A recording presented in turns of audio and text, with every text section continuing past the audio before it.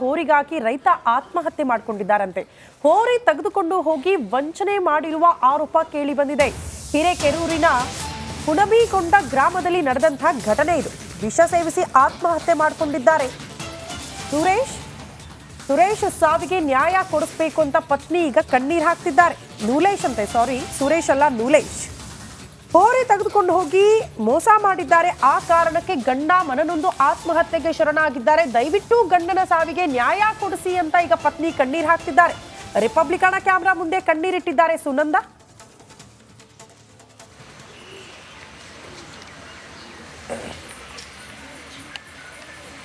ಹೋರಿ ಹಬ್ಬಕ್ಕೆ ಹೋಗಿ ಜೀವ ಕಳ್ಕೊಂಡ ಜನ ಒಂದು ಕಡೆ ಆದರೆ ಹೋರಿ ಹೋಯಿತು ಅನ್ನೋ ಒಂದು ಕಾರಣಕ್ಕೆ ವ್ಯಕ್ತಿಯೋರ್ವ ವಿಷ ಸೇವಿಸಿ ಆತ್ಮಹತ್ಯೆ ಮಾಡಿಕೊಂಡಿರುವಂಥದ್ದು. ಅದು ಹಿರೇಕೆರೂರು ತಾಲೂಕಿನ ಹುಲ್ಬಿಕೊಂಡ ಗ್ರಾಮದಲ್ಲಿ ಇದ್ದೇನೆ. ಅವರ ಮನೆಯಲ್ಲಿದ್ದೆ ನಾನು ಇವತ್ತು ಆ ವ್ಯಕ್ತಿ ಇಲ್ಲ, ಅಂದರೆ ಹೋರಿಯನ್ನು ಸಾಕಿದಂಥ ವ್ಯಕ್ತಿ ಇವತ್ತು ಜೊತೆಗಿಲ್ಲ.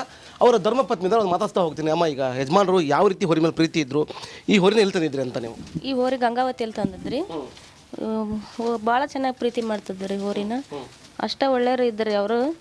ನಮ್ಮ ಮಾವರ ಮಗ ರೀ ಮೇಸಾಕ 2 ಹಬ್ಬ ಮಾಡ್ಕೊಂಡು ಕೊಡ್ತೇನೆ ಅಂತ ಹಿಡ್ಕೊಂಡು ಹೋಗಿದ್ರಿ. ಸಿರಾಳ್ಕೊಪ್ಪದ ಹತ್ರ ಮುಳ್ಕೊಪ್ಪ ಅಂತ 2 ಹಬ್ಬ ಮಾಡಿದ್ಮೇಲೆ ತಂದು ಕೊಡ್ತೇವೆ ಅಂದರು. ಅಷ್ಟ್ರ ಮೇಲೆ ನಮಗೆ ಬೇಕು ಅಂತ ಕೇಳಿದ್ರು. ನಾವು ಕೊಡಲ್ಲ ಅಂದು ಹಿಡ್ಕೊಂಬಂದಿವ್ರಿ ನಮ್ಮ ಹೋರಿನ. ಆತ ಎಲ್ಲ ಕೆಟ್ಟಾಕೊಳ್ಕ ಬೈದು ಬೇರೆಯವ್ರ ಕಡೆಯಿಂದ ಮೋಸದಿಂದ ಹೋರಿ ತಗೊಂಡು ನಾವು ಅವ್ರಿಗೆ ಅಂದ್ರೆ ಹೋರಿ ಕೊಡಲ್ಲ ಅಂತ ಕೊಡೋದು ಇದ್ದದಿಲ್ಲ ರೀ. ನಮಗೆ ಸ್ವಲ್ಪ ದುಡ್ಡಿನ ಅಡಚಣೆ ಇದ್ದಕ್ಕೆ ಕೊಡೋಕೆ ಇದು ಮಾಡಿದ್ವಿ.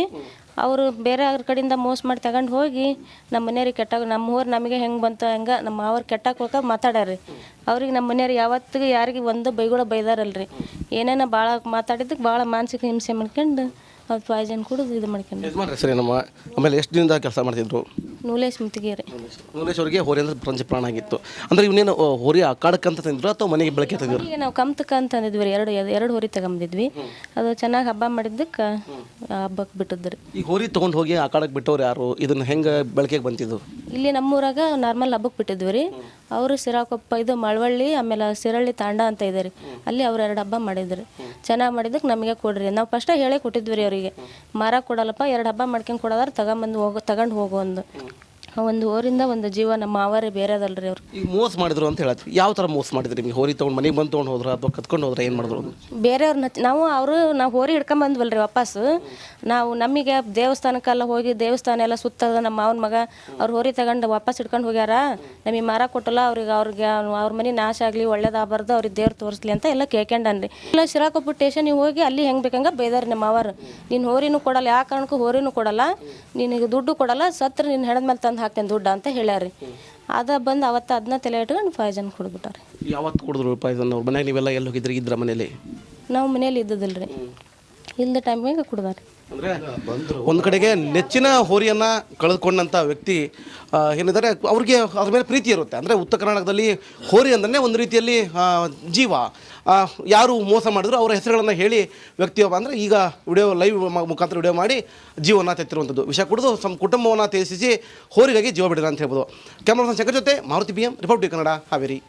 ಓಕೆ, ನೋಡಿ, ಒಂದು ಹೋರಿ, ಒಂದು ಮೂಕ ಪ್ರಾಣಿ ಕಾಣೆಯಾಯಿತು ಅಂತೇಳಿ ಆತ್ಮಹತ್ಯೆ. ನೋಡಿ ಎಂತೆಂಥ ಜನಗಳಿದ್ದಾರೆ. ಒಂದೊಂದು ಮನುಷ್ಯರನ್ನೇ ಕೊಲ್ಲುವಂಥವ್ರು ಇದ್ದಾರೆ. ಇನ್ನೊಂದು ಮೂಕ ಪ್ರಾಣಿಗಾಗಿ ಪ್ರಾಣ ಬಿಡುವಂಥವ್ರು. ಮೋಸ ಮಾಡಿದರು ನನಗೆ ಅಂತೇಳಿ, ಅಂದರೆ ಅಲ್ಲಿ ಕದ್ರು ಅಂತೇಳಿ.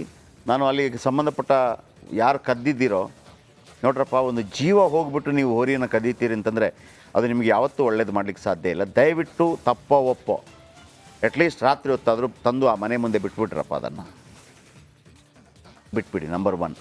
ಎರಡನೇದು, ಅಲ್ಲಿಯ ಸಂಬಂಧಪಟ್ಟ ಪೊಲೀಸರು ಇದರ ಬಗ್ಗೆ ಹೆಡೆಮುರಿ ಕಟ್ಟಬೇಕು. ಅವ್ರು ಬಿಟ್ಟಿಲ್ಲ ಅಂತಂದರೆ ಒಂದು ಮಾಫಿ ಕೊಡಿ. ಅವನಾಗಿ ಬಂದು ಬಿಟ್ಟು ಹೋಗೋದಿದ್ರೆ, ಈಗ ನಮಗೆ ಒಬ್ಬ ಚಿನ್ನ ತಂದು ಕೊಟ್ಟಿದ್ನಲ್ವ, ಈಗ ಯಾರೊಂದು ನಮ್ಗೆ ಗೊತ್ತಾಗಲಿಲ್ಲ, ಬಟ್ ಯಾರಿಗೆ ತಲುಪಿಸ್ಬೇಕು.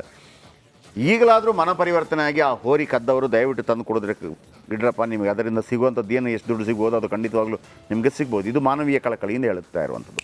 ನೀವು ಕೊಟ್ಟಿಲ್ಲ ಅಂತಂದರೆ ಪೊಲೀಸರ ಹತ್ರ ನಿಮ್ಮ ಹತ್ರ ಒಂದು ಹೋರಿಯನ್ನು ನೀವೇನು ಕಿಸೆಯಲ್ಲಿ ಹಾಕ್ಕೊಂಡು ಹೋಗೋಕ್ಕಾಗಲ್ಲ, ಪ್ಯಾಂಟ್ ಜೋಬಲ್ಲಿ ಹೋಗೋಕ್ಕಾಗಲ್ಲ, ಬ್ಯಾಗಲ್ಲಿ ಹಾಕ್ಕೊಂಡು ಹೋಗೋಕ್ಕಾಗಲ್ಲ. ಸೊ ಹಾಗಿರುವಾಗ ಅದು ಸಿಗ್ತೀರಿ. ಆಮೇಲೆ ಬೇಡ ನಿಮಗೆ. ಓಕೆ, ಆಮೇಲೆ ಒಬ್ಬರ ಜೀವ ಹೋಗುವಂಥ ಅಷ್ಟು ಪ್ರೀತಿ ಇದ್ದ ಹೋರಿಯನ್ನು ನೀವು ಕದ್ಕೊಂಡು ಹೋಗ್ತೀರಿ ಅಂತಂದರೆ ಅದು ಒಳ್ಳೆಯದಲ್ಲ. ಮಾರುತಿ ಇದ್ದಾರೆ. ಮಾರುತಿ,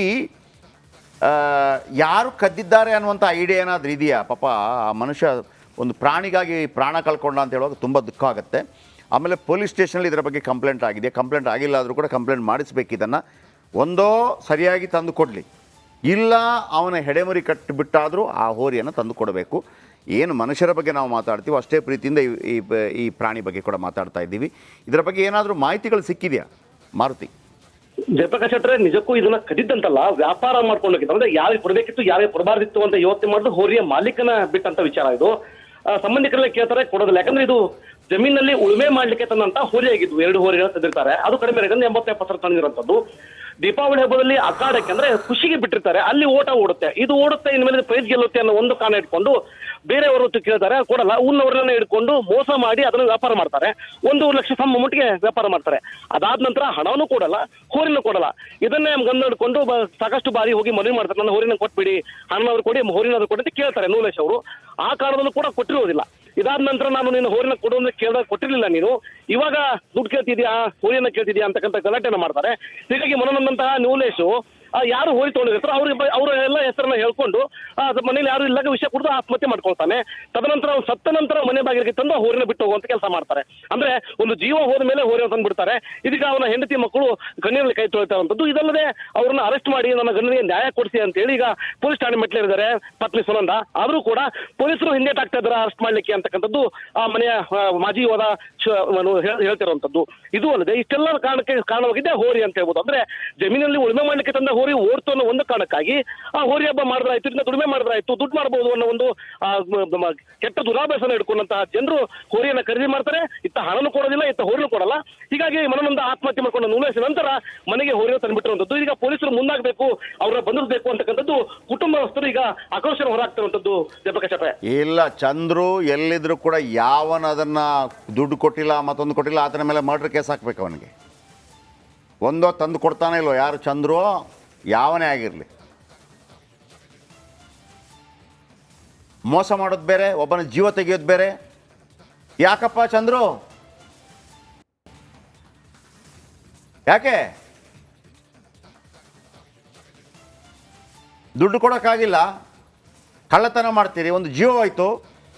ಆಮೇಲೆ ಮಾರುತಿಯವರೇ ಸಂಬಂಧಪಟ್ಟ ಪೊಲೀಸರಿಗೆ ಹೇಳಿ, ಚಂದ್ರು ಅವ ಇದ್ರೆ ಅವನ ಫೋಟೋ ಬೇಕು ನಮಗೆ. ಈ ಕ್ಷಣ ಅಲರ್ಟ್ ಆಗಬೇಕು ಪೊಲೀಸರು, ಆತನ ಹೆಡೆಮುರಿ ಕಟ್ಟಬೇಕು, ಹೋರಿ ತಿವಿದಂಗೆ ತಿವಿಬೇಕು ಅವನಿಗೆ. ಆ ದುಡ್ಡೇನಿದೆ ಅದರ ಡಬಲನ್ನು ಕೊಡಿಸ್ಬೇಕು ಆ ತಾಯಿಗೆ.